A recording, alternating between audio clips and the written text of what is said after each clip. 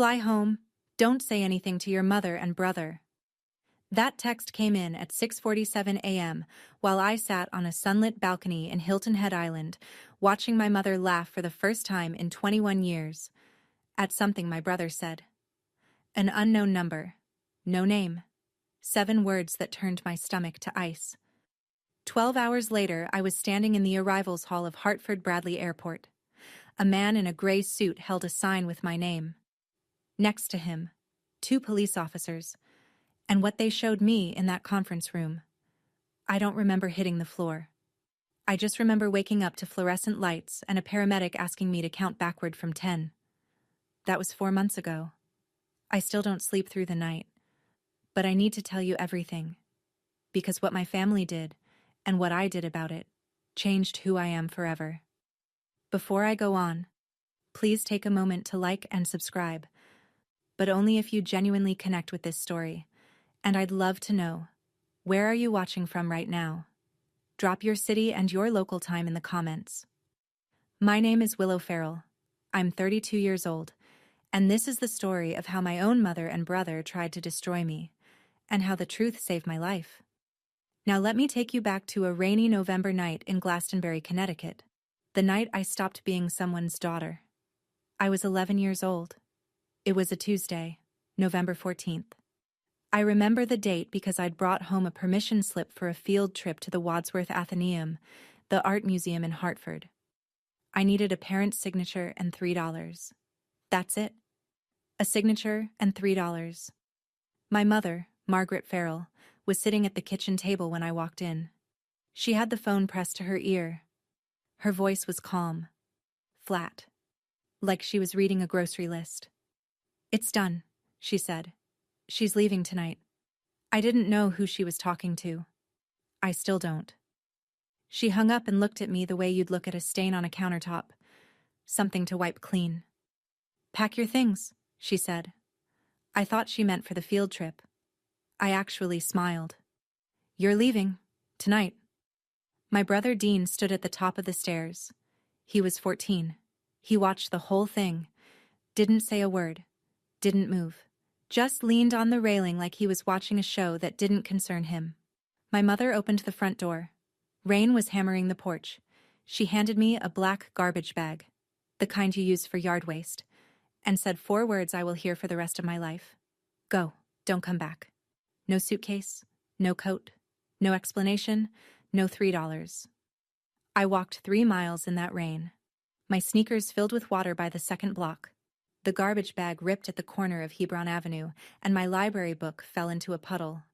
I made it to my grandfather's house on Hubbard Street at 9:20. When he opened the door, he didn't ask what happened. He didn't call Margaret. He just knelt on the wet porch, wrapped his arms around me, and said, "You're home now, little bird." That was the last time anyone in my family held me for 21 years. My grandfather, Walter Ashford, was a retired civil engineer who lived like he'd never earned a dollar past his pension. Small Cape Cod house, vegetable garden out back. A workshop in the garage where he fixed clocks, radios, anything with gears.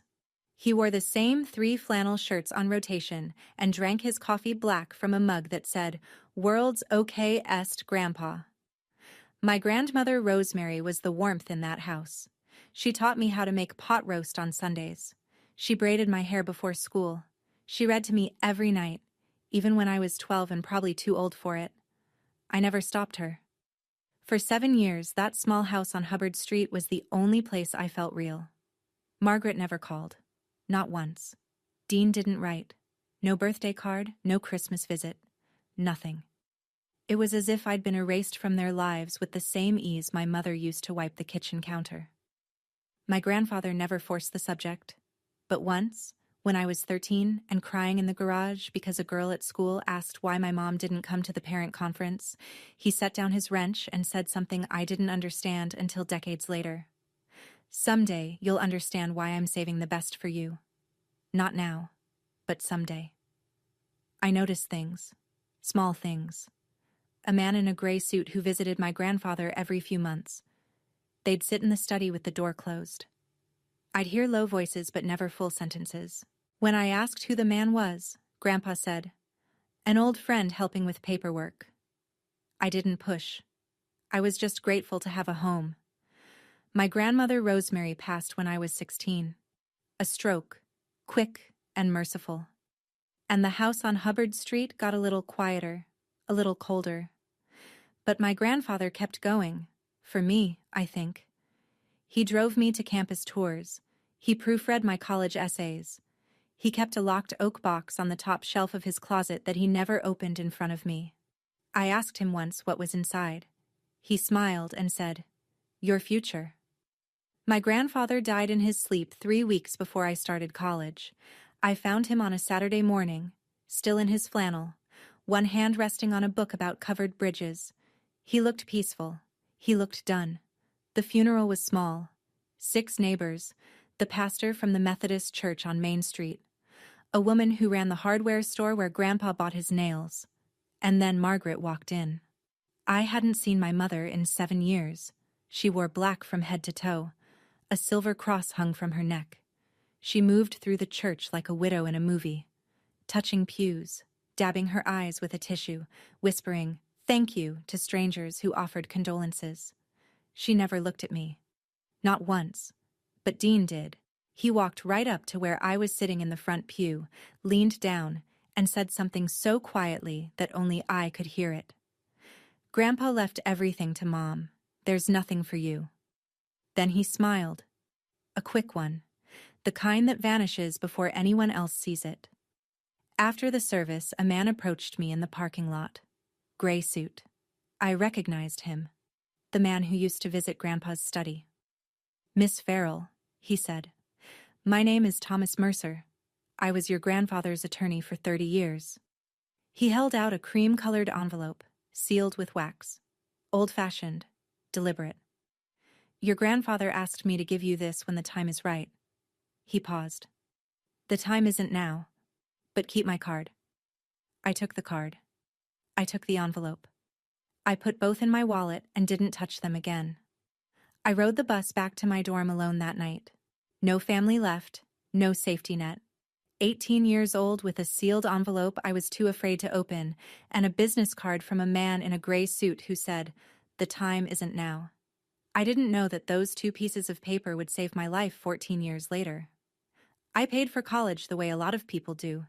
Scholarships, part-time jobs, and ramen noodles 5 nights a week. I studied computer science at UConn, graduated with honors, and moved to San Francisco with $600 and a carry-on suitcase. I didn't call it ambition back then. I called it not having a choice. By 24, I was working 80-hour weeks at a startup in Soma, writing code for an app I didn't believe in, eating lunch at my desk, and sleeping in a studio apartment the size of a parking space. Nobody in my family knew where I was. Nobody asked. But something was growing. Not resentment. Purpose. I kept thinking about the kids I'd met in college who'd aged out of foster care with nothing. No family. No guidance. No one to call when the landlord raised the rent or the car broke down or the loneliness got so heavy it pressed on their chest like concrete. I knew that feeling. I'd lived it. At 27, I built Hearthline.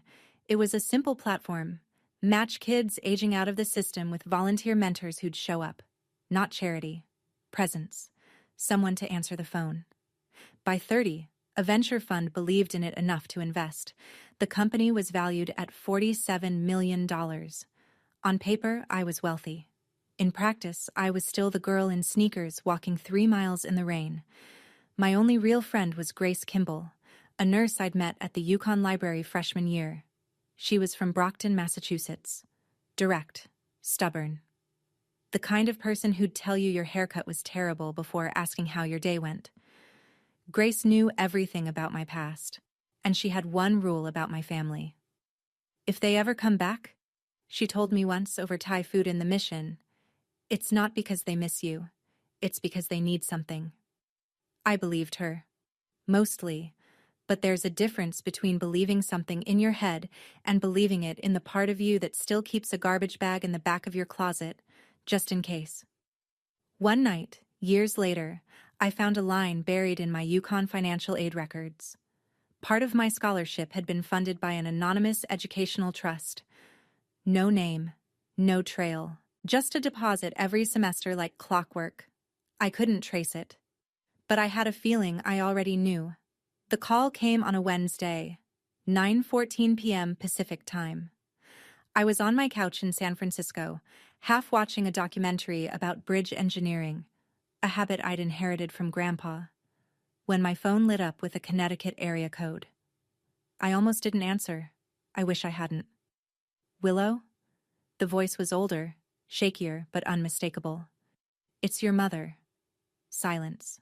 Mine, not hers. I know I don't deserve this call. She told me she'd been diagnosed with early-stage cancer. She said she'd been going to church every week. She said she'd changed.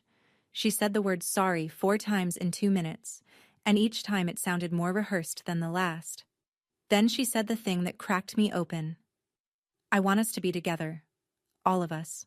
Before it's too late. A vacation. Hilton Head Island. As a family. She paused.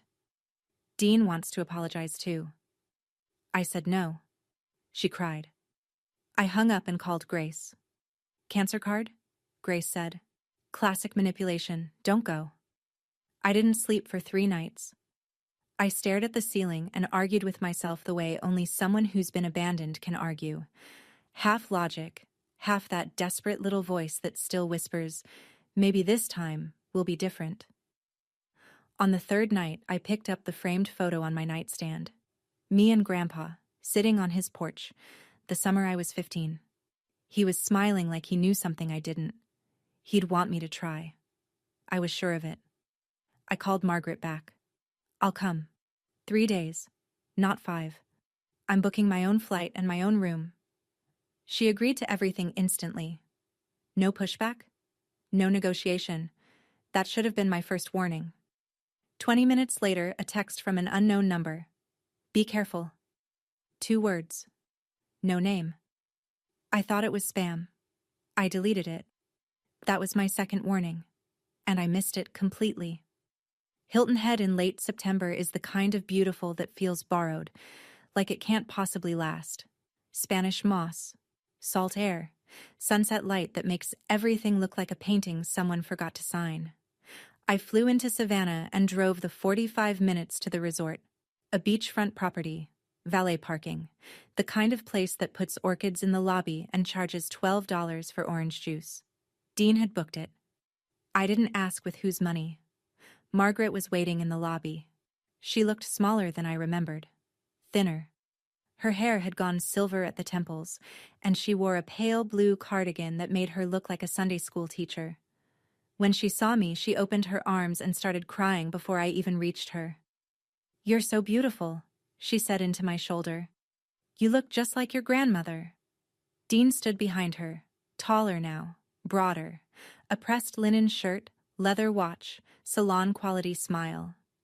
He extended his hand like we were meeting at a business conference. Hey sis, long time. He introduced his girlfriend, Amber Jennings. 28. Blonde hair, straight teeth, quick laugh. She shook my hand with both of hers and said, I've heard so much about you. In a voice that sounded like customer service. Dinner that first night was almost normal. Almost.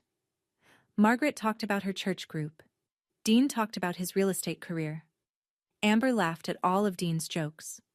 Nobody mentioned the 21 years, but I noticed things. Dean asked twice what I did for a living. Then he asked if I rented or owned. Then, are you comfortable?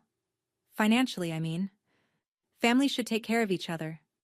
I gave vague answers, smiled, ate my fish, and when I got back to my room, I checked my phone. A new text from that same unknown number. Did your brother ask about money yet? This time, I didn't delete it. I took a screenshot. The next morning, Margaret suggested family photos on the beach.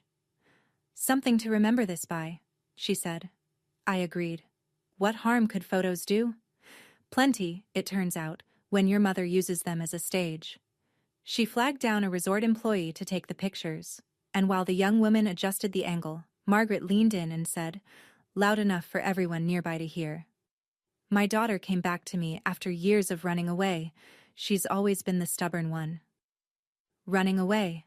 As if I'd left by choice. As if I hadn't been pushed out a door at 11 with a trash bag in the rain. I didn't correct her. I stood there in the sand with my arm around a woman who'd rewritten my childhood for an audience of strangers, and I smiled for the camera. Dropped half an octave. Look, I'll be dropped half an octave. Look, I'll be honest. I've hit some rough patches, a few debts, nothing major. He shrugged like a man describing a parking ticket. Have you ever thought about investing together, as siblings? I'm not in a position to invest, I said. He pivoted fast. You know Grandpa left everything to Mom, right? His house, his savings? Not a lot, honestly. He was watching my face, testing. I didn't know the details, I said. Which was true. That night, I was brushing my teeth when I heard voices in the hallway outside my door. Margaret and Dean. Low, tense. She doesn't know, Margaret said. Keep going. She's suspicious, Dean replied. Then be better at it. I pressed my back against the bathroom wall. My toothbrush was still in my mouth. My hands were shaking. I waited until the hallway went quiet. Then I picked up my phone and texted the unknown number. Who are you? 3 minutes passed. Then, someone your grandfather trusted. Morning, day 3. The last day I'd agreed to stay. Dean came to breakfast carrying a manila folder.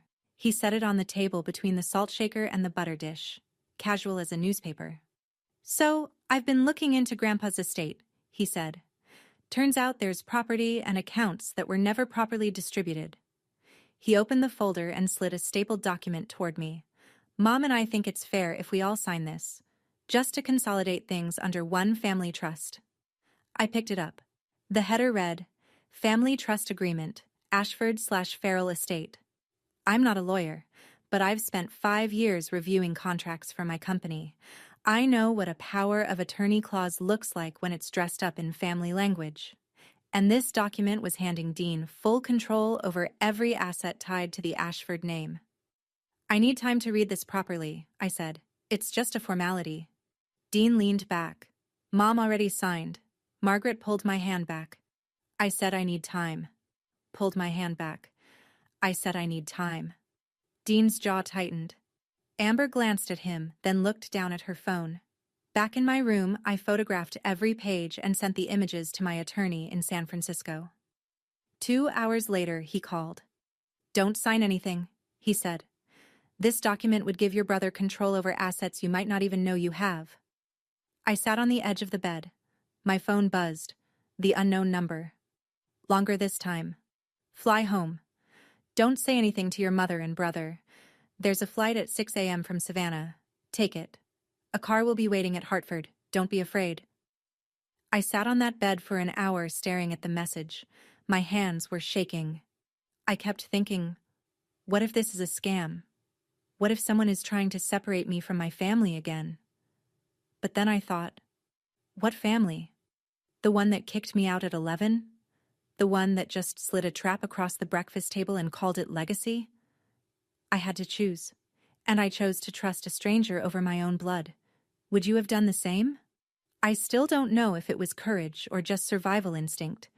Let me know in the comments, because even now, 4 months later, I go back and forth. I set my alarm for 4:30 a.m. and didn't sleep at all. 4:30 a.m. Still dark. The resort hallway smelled like chlorine and hibiscus. I grabbed my carry-on. I never unpack fully in places I might need to leave, and took the service stairs to the ground floor. No checkout. No note. I ordered an Uber from the parking lot and watched the resort shrink in the rearview mirror as we pulled onto Highway 278. The driver was a retired schoolteacher named Donna. She asked if I was heading home. I said yes. That was the truest thing I'd said in 3 days. At Savannah Hilton Head International, I checked in for the 6 a.m. flight to Hartford. The gate was half empty. A businessman, a mother with a sleeping toddler. Me, sitting in a plastic chair with a coffee I couldn't drink, rehearsing goodbye speeches I'd never give. I texted Grace from the boarding line. Something is very wrong. I'm leaving. I'll call you when I land. Grace, bless her. Thank God. The plane lifted off at 6:05. I watched the coastline tilt and fall away. The island, the resort, the family I'd let myself believe in for 72 stupid, hopeful hours. My phone buzzed at 7:30. Dean. Where are you? Mom is worried sick. Then Margaret. Willow, please don't do this to me again. Then Dean, 1 minute later. We need to talk about the trust. It's important. 3 messages in 10 minutes. Concern, guilt, then pressure. A perfect escalation. I'd watched Margaret do this my whole childhood. The soft open, the wounded middle, the sharp close. Dean had learned well. I turned off my phone and leaned my forehead against the window. And that's when I felt it in my jacket pocket. A business card, soft with age, its edges worn to felt. Thomas Mercer, attorney at law. I'd carried it in my wallet for 14 years, transferred it to jacket after jacket, never knowing why I couldn't throw it away. Now I knew. Hartford Bradley Airport, Gate B4. I walked through the jetway with my carry-on over one shoulder and the feeling that I was about to step into someone else's story. I was right. A man stood in the arrivals area holding a small sign, W. Farrell. Gray suit, silver hair, 70-ish. Beside him, 2 Connecticut State Police officers in pressed uniforms, hands at their sides. Not aggressive, but present. The man lowered the sign when he saw me. Miss Farrell, my name is Thomas Mercer. I was your grandfather Walter Ashford's attorney for 30 years. He offered his hand. Steady grip, kind eyes. We need to talk, privately. They led me to a small conference room near the airline offices. Beige walls, a round table, 4 chairs. Thomas sat across from me and placed 3 items on the table with the precision of a man who'd rehearsed this moment. A bound document, a sealed envelope, cream-colored, wax seal, handwriting I recognized as my grandmother Rosemary's, and a thick folder, tabbed and labeled. Your grandfather drafted this will in 2012, Thomas said. It names you, Willow Farrell, as the sole beneficiary of his entire estate. I stared at him. That includes the house on Hubbard Street, savings accounts, investment holdings accumulated over 40 years. He paused. The estimated value is $2.8 million. The room tilted. I gripped the table. He instructed me to execute the will when 2 conditions were met. First, you turned 32. Second, your family made contact with you. Why those conditions? Because he knew they'd only come back if they found out about the money. Thomas opened the thick folder. But that's not why the police are here. He spread a series of printed screenshots across the table, text messages, between Dean and a contact saved as V. The first one read, "She's here. Room 412. If she doesn't sign by Thursday, go to Plan B." The reply, "Plan B costs double." Dean's response, "Whatever it takes." Thomas introduced the woman sitting quietly at the end of the table. I hadn't noticed her when I walked in, which I'd later learn was the whole point. "This is Rachel Dunn," Thomas said. "Private investigator. I hired her 6 weeks ago, the day your mother called you." Rachel was compact, 40s, short brown hair, no jewelry, a face that gave nothing away. She opened a laptop and turned it toward me. "Your brother owes $340,000, she said.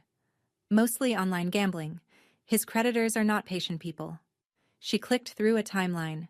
Dean had discovered the will 6 months earlier by breaking into the vacant house on Hubbard Street and finding a draft copy in Grandpa's desk. "He told your mother." Together, they devised the vacation plan. Rachel's voice was clinical, precise. Step 1. Reconnect. Step 2. Get you to sign the family trust document, transferring control to Dean. Step 3. She pulled up a new set of messages. Dean to V, a man named Victor, with a criminal record for aggravated assault and extortion. If she doesn't sign, we go to Plan B. What's Plan B? Make it look like an accident. She doesn't know anyone here. Balcony. Pool. Whatever's clean. I read it 3 times. The words didn't change. Your brother was arranging your murder, Rachel said. Then she showed me the message I couldn't look away from. Dean, to Margaret. Time-stamped 2 days before the trip. She's not signing. We may need the backup plan. Margaret's reply. Do what you have to do. Just keep me out of it. My own mother. 8 words. No hesitation. I stood up. I said, excuse me. I walked to the restroom at the end of the hall. I locked the door. And I cried in a way I hadn't cried since I was 11, standing in the rain with a garbage bag. My whole body convulsed. The fluorescent light buzzed above me like a hive. When I came back to the table, my eyes were swollen and my voice was raw, but I was done falling apart. What do we do now? I said. Thomas began explaining the next steps. Legal filings, coordination with law enforcement, protective measures. He was halfway through a sentence about a restraining order when the room narrowed to a pinpoint and the floor rushed up to meet me. I woke on my back. A paramedic was kneeling beside me, pressing 2 fingers to my wrist. You're okay, he said. Your blood pressure dropped. Can you count backward from 10? I counted. I stared at the ceiling tiles. I thought about Grandpa opening the door in the rain, kneeling on the wet porch, not asking questions. He knew this would happen. Maybe not the details. Not Victor, not the balcony, not the pool. But he knew the shape of it. He knew what Margaret and Dean were capable of, and he spent his last years building a wall between them and me. Thomas sat in the chair beside me, patient as a clock. He handed me a paper cup of water. Take your time, he said. But don't take too long. Your brother doesn't know you've left yet. I sat up, drank the water, steadied my voice. I don't want revenge, I said. I want the truth on the table. All of it. Thomas nodded like he'd been waiting for exactly those words. Then he reached into his briefcase and set down the sealed envelope. Cream-colored, wax seal, my grandmother's handwriting. The same one he'd given me at Grandpa's funeral 14 years ago. You never opened it, he said. I hadn't. I'd carried it across 6 apartments, 4 cities, and 1 entire career. It had traveled in jacket pockets and shoeboxes and the bottom of filing cabinets. I'd touched it 100 times and never broken the seal. Open it when you're ready, Thomas said. Your grandmother Rosemary wrote it the week before she passed. I slipped the envelope into my bag. Not yet, but soon. First, I had a brother to stop. Thomas arranged a room at a hotel in Hartford. Quiet, clean, away from anything with the name Farrell attached to it. Grace flew in from Boston that same night. She walked through the door, dropped her bag, and wrapped her arms around me without a word. Then she said what Grace always says. I told you not to go. I know. I leaned into her shoulder. But if I didn't go, they would have found me eventually. She didn't argue. She knew I was right. While Grace ordered room service, I couldn't eat. The machinery of consequences was grinding forward 2 states away. Connecticut State Police had coordinated with law enforcement in South Carolina. The plan was clean. Arrest Victor first at Hilton Head, then take Dean the following morning back in Glastonbury. I sat on the hotel bed while Grace dozed in the armchair. Midnight. The city hummed outside the window. I pulled the envelope from my bag. The wax cracked like a whisper. Inside, 1 sheet of stationery, pale yellow, and a photograph. Rosemary's handwriting was careful, deliberate, the kind of penmanship they taught in schools that don't exist anymore. My dearest Willow, if you're reading this, it means your grandfather is gone and I'm gone, and someone is trying to take what's yours. I'm sorry I couldn't protect you while I was alive, but I want you to know, you were never the problem. Your mother was broken long before you were born, and she broke you instead of fixing herself. You deserve the world, little bird. Build your own nest. Grandma R. The photograph. Me at 5 years old, sitting on Rosemary's lap, both of us laughing at something outside the frame. On the back, in pencil, 4 words. You were always enough. Grace woke up to find me sitting cross-legged on the floor, holding the photo, tears running silent and clean. She didn't ask. She sat beside me, took my hand, and stayed there. At 1:47 a.m., my phone lit up. Thomas. Victor has been arrested. He's cooperating. Your brother will be arrested at 7 a.m. tomorrow morning. I set the phone down and looked at the photograph one more time. 5 years old. Laughing. Enough. 7 a.m. sharp. 2 unmarked cars pulled up to Margaret's house in Glastonbury. Dean was at the kitchen table eating cereal when they knocked. He answered the door in sweatpants. The officers read him his rights while Margaret screamed from the porch in a bathrobe, clutching the railing like the house was sinking. I know these details because Rachel Dunn sent me a brief report that afternoon. Clean. Factual. No editorializing. That was Rachel's way. Margaret's call came 40 minutes after the arrest. "What have you done?" She was hyperventilating. "They took your brother. He didn't do anything. He hired someone to kill me, Mom." Silence, long enough to hear a clock ticking somewhere in her house. "That's ridiculous. Dean would never. You're making this up to get back at us. The police have the messages, all of them." I let that settle. "Including yours." "What messages?" I read it from the screenshot on my phone, word for word. "Do what you have to do, just keep me out of it. That was you." 10 seconds of nothing, then quieter. "That was about the trust documents, not about hurting you. That's for the judge to decide." I hung up, set the phone face down on the nightstand, didn't pick it up again for 6 hours. Over the next few days, the pieces sorted themselves. Dean was held without bail. The nature of the charge, plus Victor's cooperation, made him a flight risk. Amber Jennings vanished. Checked out of the resort the morning of Dean's arrest, canceled her phone number, left no forwarding address. Thomas called that evening. "We need to move on the inheritance claim. Your grandfather's property in Glastonbury has been sitting empty for 14 years. He paused. He left instructions about what to do with it. Margaret, meanwhile, had already hired an attorney. Within 24 hours, her lawyer filed a motion to invalidate the will, claiming Grandpa Walter had lacked testamentary capacity when he signed it. The fight for the truth was just beginning. Margaret had always been better at narrative than truth. Within 48 hours of Dean's arrest, she transformed herself from complicit mother into grieving victim.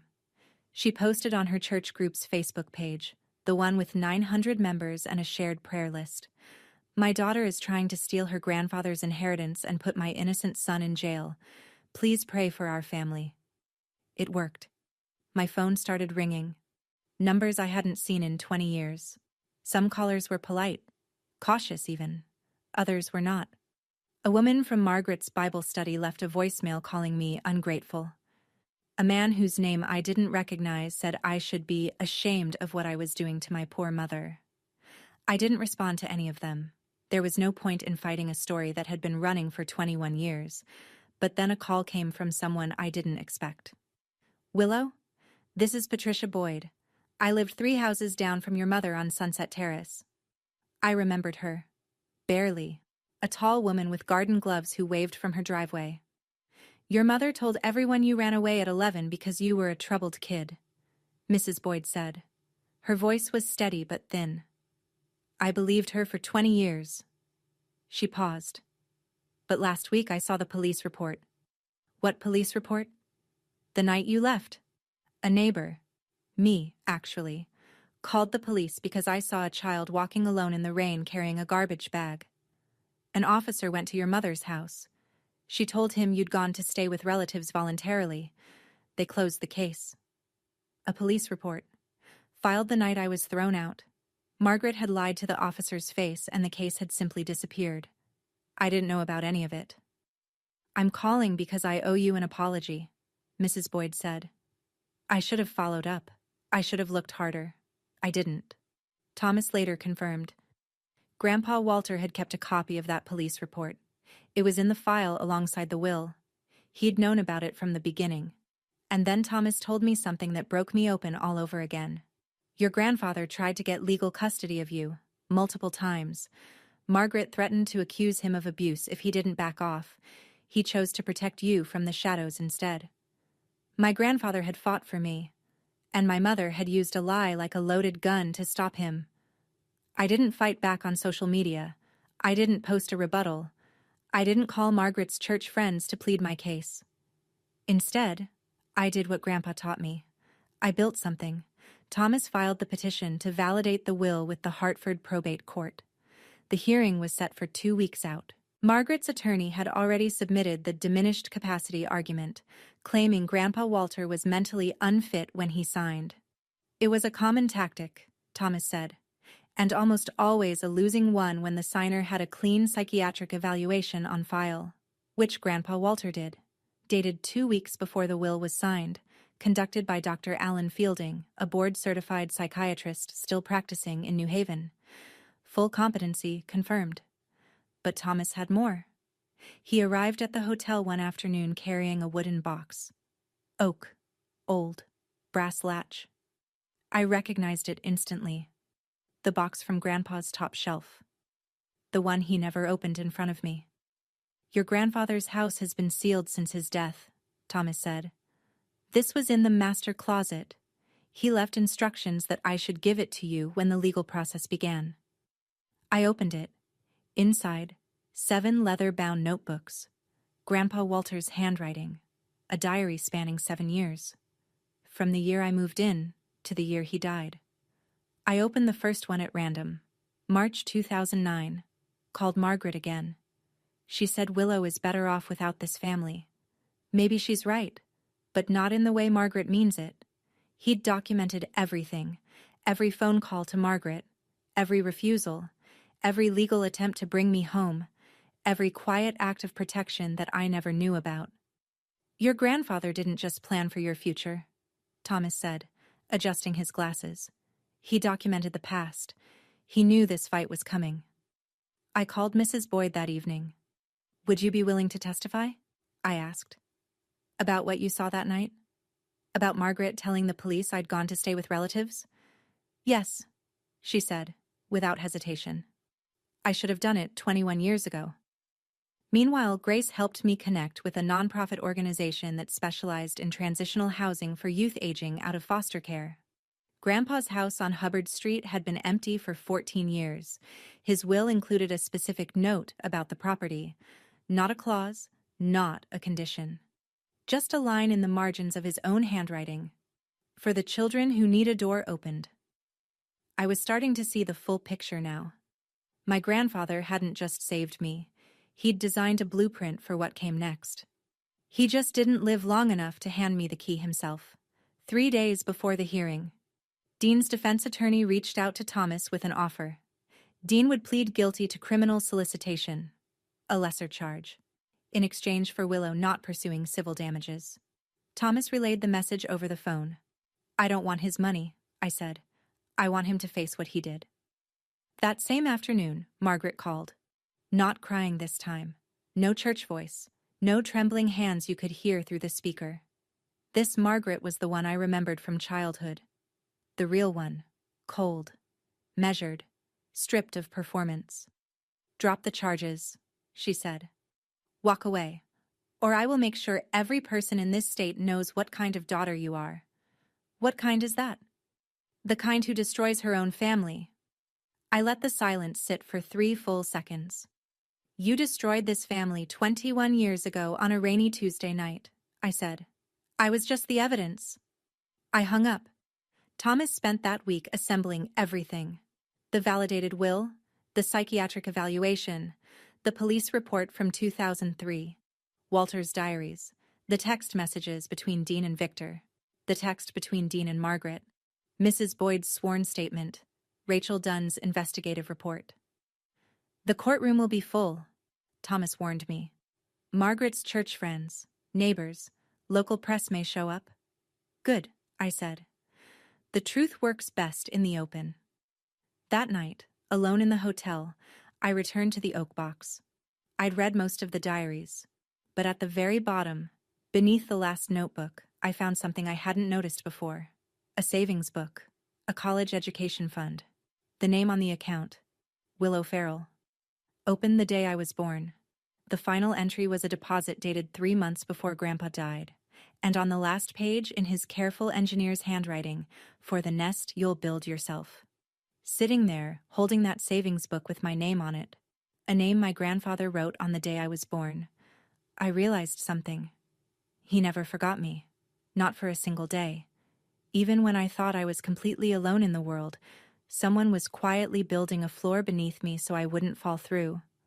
I wonder, have you ever discovered, years later, that someone loved you in silence? That the luck you thought you had was actually someone's careful, invisible plan to keep you safe?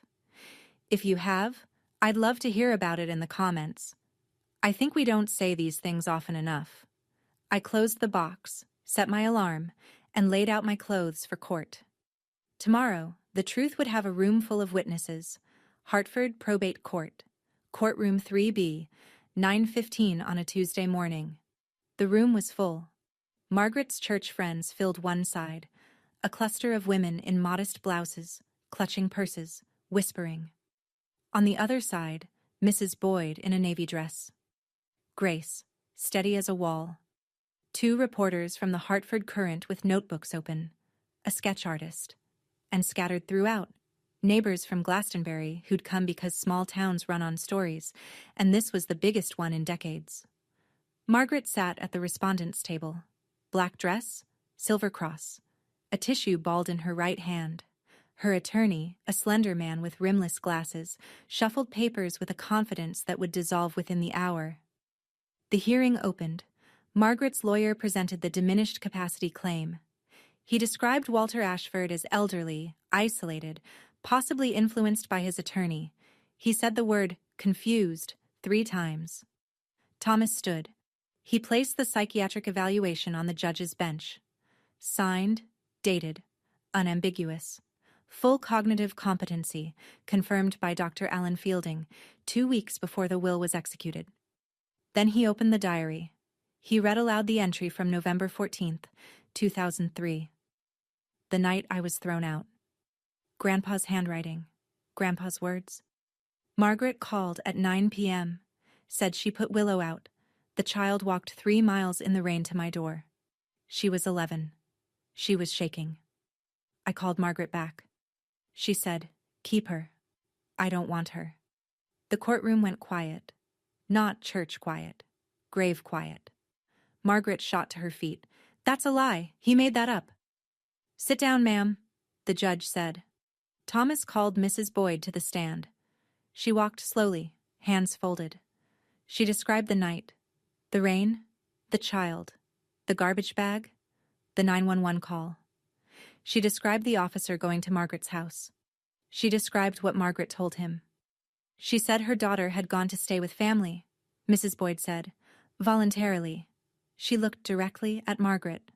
That was a lie. I watched that little girl walk down the street soaking wet. There was nothing voluntary about it.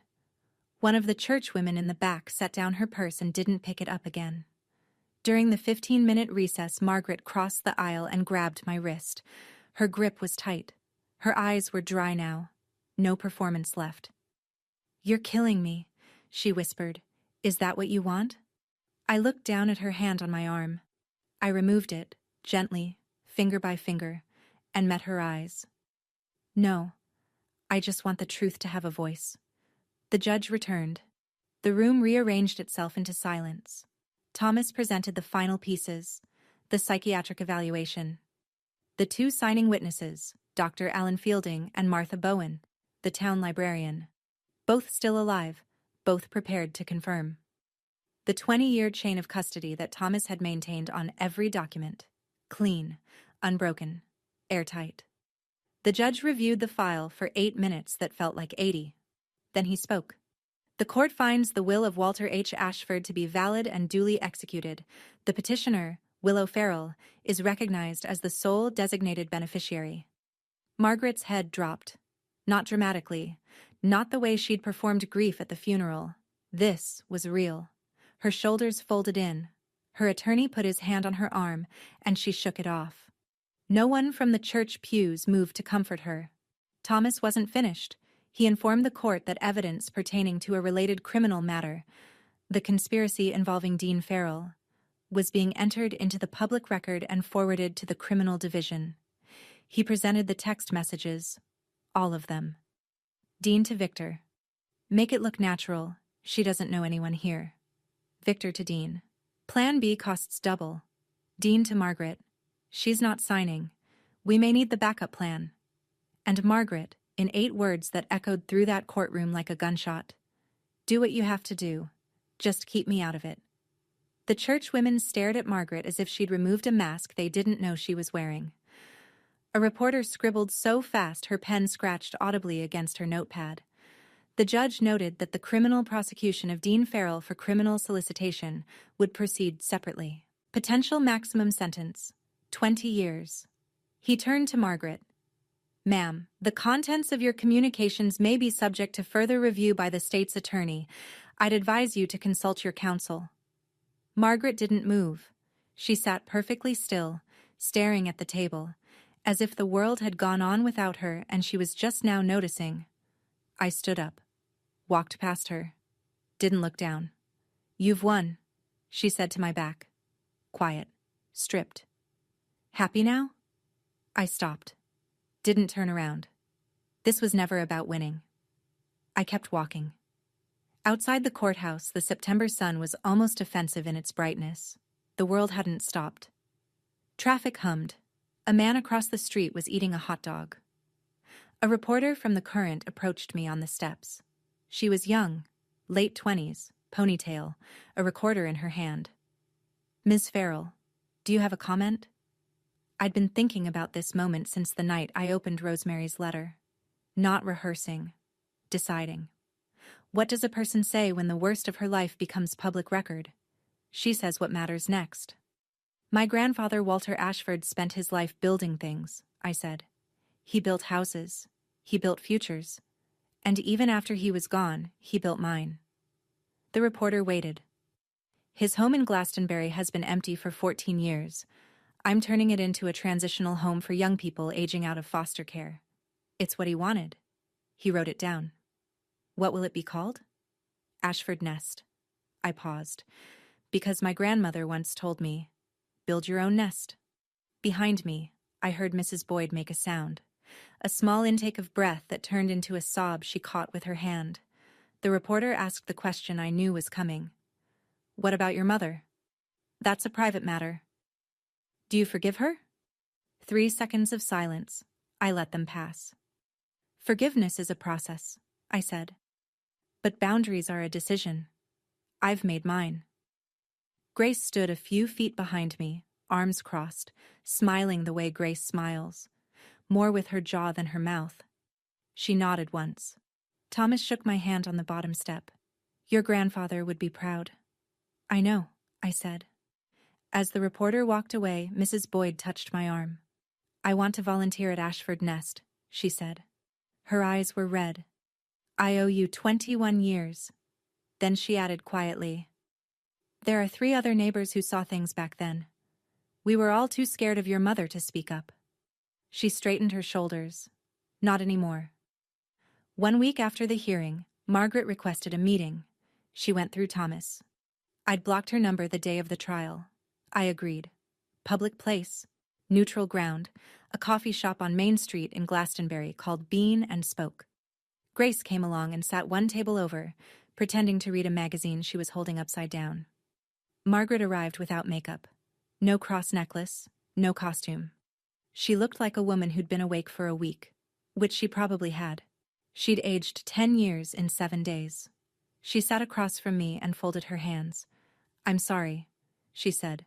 For which part? She blinked. For all of it. That's not specific enough for me to accept. Margaret started to cry. Quietly this time. No audience. No performance. I watched her face and tried to tell the difference between real tears and muscle memory. I couldn't. And for the first time in my life, I realized it didn't matter. I'm not going to press charges against you separately, I said. That's not mercy. It's just not worth my energy. But here's what's going to happen. She looked up. You will not contact me. You will not visit Ashford Nest. You will not speak about me publicly. If you do, Thomas has everything he needs to pursue conspiracy charges. I kept my voice flat, steady, the way you'd read the terms of a lease. This isn't a negotiation. I'm your mother, she said. You were, I said. You chose not to be, and I've accepted that. I stood. placed $8 on the table, my coffee and hers, picked up my jacket. Willow. I walked to the door. I didn't look back. Outside, the October air hit my face like cold water. Grace caught up with me on the sidewalk. You okay? No, I said, but I will be. We walked to the car in silence. Behind us, through the window of Bean and Spoke, Margaret Farrell sat alone at a table for two, both coffees untouched, staring at nothing. The criminal trial came 3 months later. Dean's attorney advised him to take the plea. The evidence was a mountain, and Victor, the man Dean had hired, was cooperating fully in exchange for a reduced sentence. There was no angle left to play. Dean pleaded guilty to criminal solicitation. The judge sentenced him to 8 years, eligible for parole after 5. Victor received 12. I was in the courtroom when Dean stood for sentencing. He wore a county-issued jumpsuit and the kind of expression I'd seen on men in documentaries. Not remorse, just the slow dawning recognition that their story wasn't going to end the way they planned. Before the bailiff let him out, Dean turned toward me. I thought, for one heartbeat, that he might apologize, that he might say something human. I just needed the money, he said. That was it. Not, I'm sorry I tried to kill you. Not, I was wrong. Just, I needed the money. As if I were an obstacle between him and a bank teller. I said nothing. I sat. I listened to the judge close the record. I walked out into a hallway that smelled like floor wax and old coats. Margaret was not charged. The text message, "Do what you have to do. Just keep me out of it," was damning in plain language but legally ambiguous. Her attorney argued it referred to the trust documents. The state's attorney declined to prosecute. Insufficient evidence for conspiracy. But the court of public opinion had already ruled. Margaret's church group quietly removed her from the volunteer roster. Neighbors stopped returning her calls. The Glastonbury she'd curated for 2 decades, the one where she was the devoted mother and I was the troubled runaway, collapsed like a theater set after the lights come up. She sold the house on Sunset Terrace within a month and moved to a small apartment in Clearwater, Florida. Alone. Rachel Dunn's final report answered one last question. Amber Jennings wasn't Dean's girlfriend of 2 years. They'd met on a dating app 3 months before the trip. Rachel traced Amber's phone records. She'd texted Dean a photo of my passport and my flight itinerary the first night at the resort. That's how Dean knew my room number. That's how Victor would have found me. Amber was never charged. She simply ceased to exist in the story. A supporting actress who left when the production shut down. 6 months after the trial, the house on Hubbard Street was reborn. It took a crew of 14 volunteers, a contractor who gave us a discount after reading the Current article, and more coats of paint than I can count. We replaced the porch boards. We fixed the leaky kitchen faucet Grandpa had been getting around to for a decade. We sanded the hardwood floors and patched the drywall and hung new curtains in every room. I kept Grandpa's desk in the living room.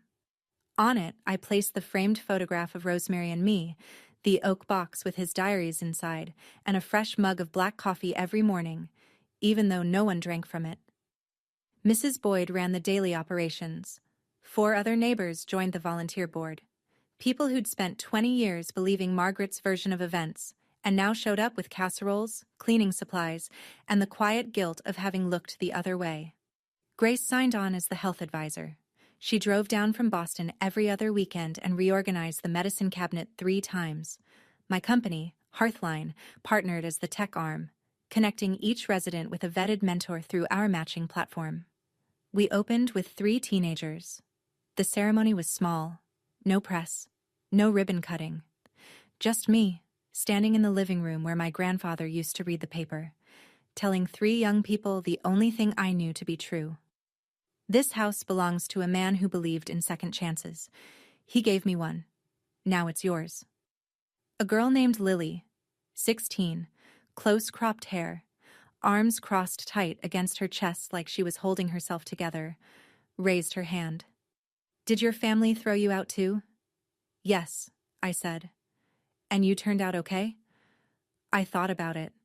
Not for drama, because I wanted to give her an honest answer. "I turned out honest," I said. That's better than okay. Lily uncrossed her arms. Just slightly, but I noticed. It happened on a Sunday.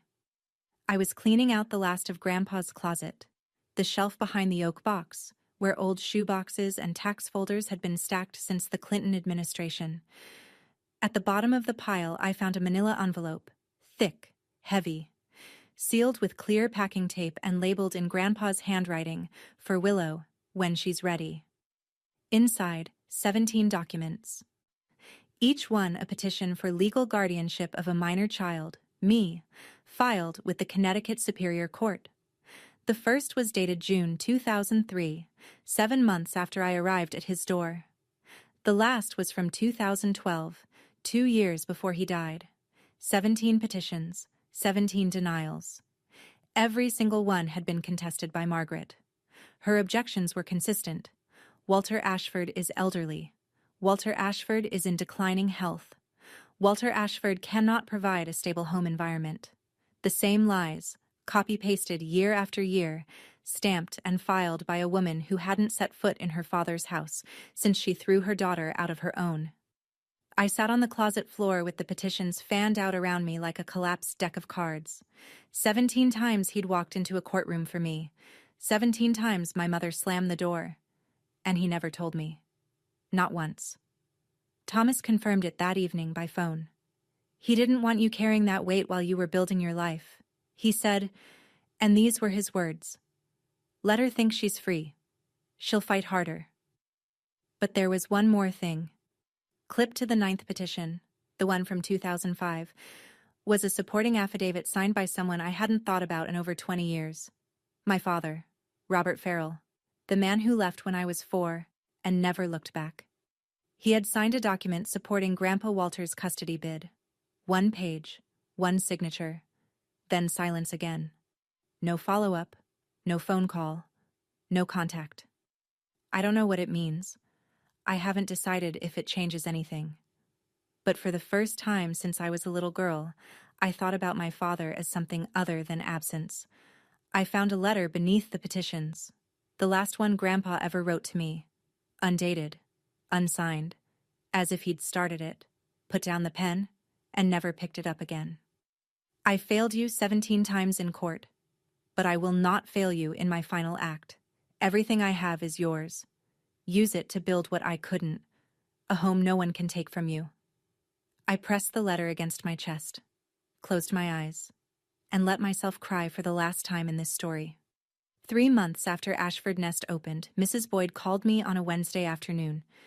"Your mother is outside," she said. "She's just standing on the sidewalk, across the street, looking at the house." I walked out the front door. Margaret was on the opposite curb, wearing a beige coat and flat shoes. No makeup, no cross. She looked like a woman returning to a place that had moved on without her, which is exactly what she was.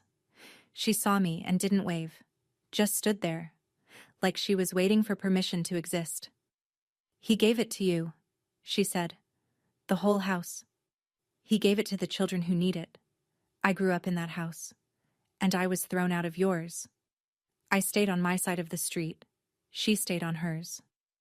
We both have memories. The difference is what we do with them." Wind pushed a crumple of dry leaves between us. Somewhere inside, I could hear Lily helping a new resident find the bathroom. "Can I come in?" Margaret said. "Just once." I stood still for 5 seconds. I thought about the rain, the garbage bag, the phone call. Keep her. I don't want her. The 17 petitions, the text to Dean. I thought about all the rooms in my life that Margaret had either locked me out of or tried to break into. "No," I said. "This is their safe space, not yours." She nodded. Not dramatically, not with tears. Just a small, tired movement of her head, the kind you make when the doctor gives you the result you already expected. She turned and walked down Hubbard Street, slowly, hands in her pockets. She didn't look back. I watched until she turned the corner and disappeared. Lily appeared behind me in the doorway. "Who was that?" I looked at the empty sidewalk where my mother had been. "Someone who lost something she can't get back." I stepped inside and closed the door. 1 year later, and the house on Hubbard Street is never quiet.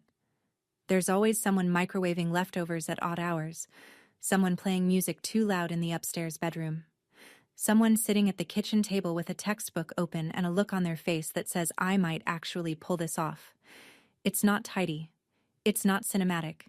It's the kind of beautiful that comes with scuff marks on the baseboards and a chore wheel that nobody follows perfectly. 14 teens have passed through Ashford Nest. 6 have moved into their own apartments. 2 are in community college. 1 got a full scholarship to Central Connecticut State. The others are still here, still figuring it out, still learning that a safe place doesn't mean a perfect place. Hearthline crossed 3,000 mentor matches last quarter. I split my time between San Francisco and Glastonbury. 2 coasts, 2 lives, 1 purpose. I started therapy in the spring. I know, the woman who built a $47 million company from a dorm room couldn't figure out she needed a therapist. But I'd spent 20 years treating resilience like a replacement for healing. My therapist, a calm woman named Dr. Tran who drinks herbal tea and never lets me deflect, helped me understand that surviving isn't the same as being okay. Being strong doesn't mean being unbroken, she said during our 3rd session. It means healing out loud. I'm working on that. Grace visits Glastonbury every other weekend now. We cook in Grandpa's kitchen using Rosemary's recipes, her pot roast, her cornbread, her peach cobbler that never turns out right but tastes like home anyway. I hung a new photo on the refrigerator. Not Margaret, not Dean. It's me, Grace, Mrs. Boyd, Thomas, Lily, and the Ashford Nest kids, crowded together on the front porch, everyone mid-laugh. It's the kind of family photo nobody planned. It's my favorite thing I own. Thomas called on a Tuesday. I have something for you. Can you come by the office? He'd never asked me to come in person before. Everything since the trial had been phone calls and e-signatures. So I drove to his office in downtown Hartford. A 2nd-floor walk-up above a sandwich shop, which felt exactly right for a man who'd spent 30 years keeping his promises without needing a corner office to do it. He was standing by the window when I walked in. On his desk, a single envelope, cream-colored. No wax seal this time. Just my name in Grandpa's handwriting, slightly more unsteady than the last letter I'd read. Your grandfather left one final letter, Thomas said. He gave strict instructions. Deliver it exactly 1 year after the will was confirmed in court. He paused. Today is that day. I sat down. I opened it. Dear little bird, if Thomas gave you this letter, it means you survived. I knew you would. I'm sorry I couldn't be there to see it. I'm sorry I couldn't fight louder.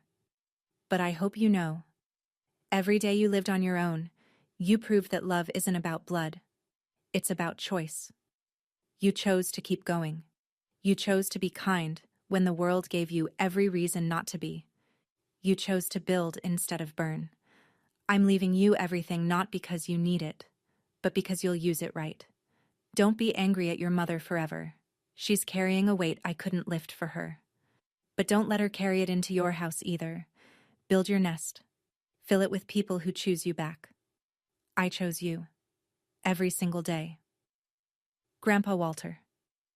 I folded the letter along its creases, placed it in my jacket pocket against my chest.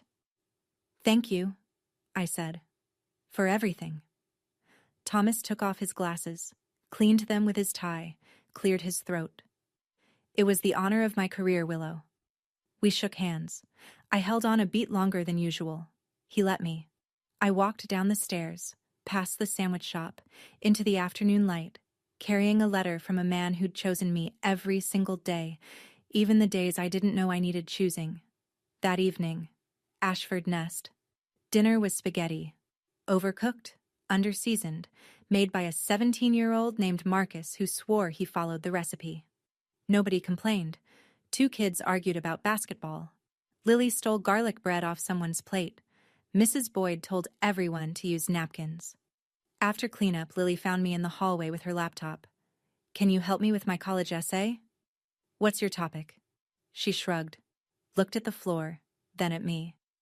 The people who saved me. I sat on the bench beside her. Write about the person who saved yourself. That's a better essay. She didn't say anything for a second. Then she opened the laptop and started typing. Later, I sat on the front porch. Grandpa's porch. The same spot where he used to drink black coffee from his world's okayest grandpa mug and wave at Mrs. Boyd across the street. I looked down Hubbard Street, the same road I'd walked in the rain 21 years ago, trash bag over my shoulder, sneakers full of water. The same road Margaret had walked down 3 months ago, hands in her pockets, not looking back. The same road Grandpa had carried me in from the night I arrived at his door. The road hadn't changed, but I had. I pulled out my phone, the photo of Rosemary and me, 5 years old, laughing, always laughing. On the back, in pencil, "You were always enough." I put the phone away, leaned back, breathed in the cold Glastonbury air. Above me, the stars did what they always do, showed up without being asked. That's my story. It's not pretty. It's not tied with a ribbon. My brother is in prison. My mother lives alone in Florida. I don't hate either of them, but I don't open my door for them either. Here's what I learned. And I'm not saying this as advice. I'm saying it as someone who walked 3 miles in the rain at 11 years old and spent the next 2 decades trying to understand why. You don't owe loyalty to people who confuse control with love. You don't owe forgiveness on someone else's timeline. And you absolutely don't owe your silence to protect people who wouldn't protect you. If you're in a family that makes you feel small, that makes you question whether you're worth the trouble of keeping. Let me say this as clearly as I can. Leaving is not betrayal. Boundaries are not cruelty. And building a life they didn't plan for you is not revenge. It's survival. My grandfather knocked on the same door 17 times for me. 17 petitions. 17 refusals. He never stopped. If no one has knocked on yours yet, consider this my knock. Build your nest. Thank you for staying until the end. If this story touched something real in you, hit the like button and share it with someone who needs to hear it today. If you have your own story about setting boundaries with family, about walking away and finding out it was actually walking toward something, the comments are yours. I read every single one. And if you want another story about someone who refused to stay small, check the link in the description. I think you'll see yourself in it. Subscribe, and I'll see you in the next one.